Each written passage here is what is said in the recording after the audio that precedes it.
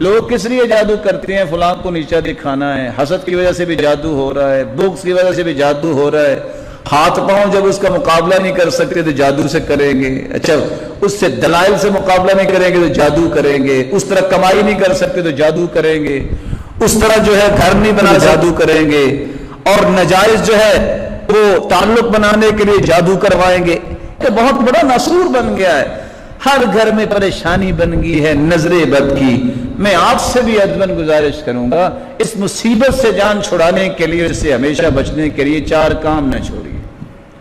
پہلا کام بڑا آسان کام ہے، پہلا کام صبح و شام کے اذکار پابندی سے پڑھیں۔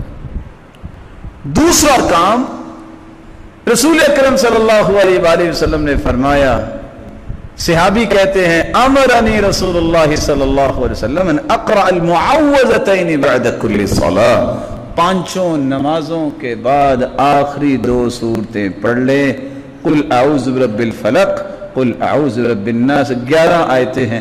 اللہ کے رسول کو بھی لبید بن عاصم نے جادو کیا تو یہ آیتیں ہی اتری تھی، 11 سوئیاں لگا کے اس نے گڑیا میں اور بئر زروان میں چھپایا تھی وہ، اور وہاں سیدنا علی کو بھیج کے نکالا تھا، تو ایک آیت پڑھ تو ایک سوئی نکال دیتے، اللہ کے رسول ٹھیک ہو گئے۔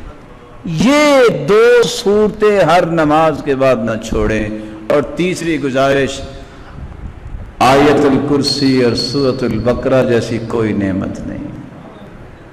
حدیث نے لفظ بول دیے ہیں کہ ان اخذها برکہ وترکها حسرہ، جو سورۃ البقرہ کو لیتا ہے برکتیں ہی برکتیں ہیں، جو چھوڑ دیتا ہے حسرتیں ہی حسرتیں ہیں۔ اس کو بار بار پڑھو۔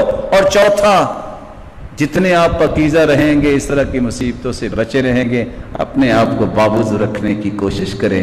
گرمی بھی ہے، آپ دن میں 5 مرتبہ بھی وضو کر سکتے ہیں، لیکن اپنے آپ کو ہر وقت بابوضو رکھیں۔ اس طرح کی مصیبتوں سے اللہ تمہیں آزاد رکھیں گے۔ اللہ مجھے اور آپ کو توفیق